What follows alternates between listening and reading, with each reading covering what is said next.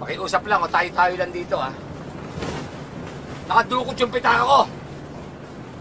Ayoko na ipaliwanag pa kung bakit ako papauwi ng Tarlac, eh.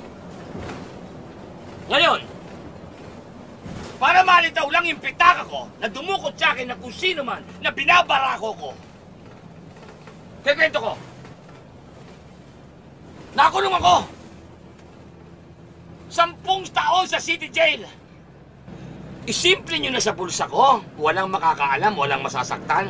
Ilagay nyo kung saan nyo kinuha, tapos ang usapan, nakakahiya sa konduktor. Inuulit ko, magbabago na ako ng buhay. Sige na, ilagay nyo na sa likod ko, sa bulsa ko. Sige na! Wala pa rin gumagalaw, eh. Yung mismong lumuko sa akin, ginawa kong bopis. Ngayon,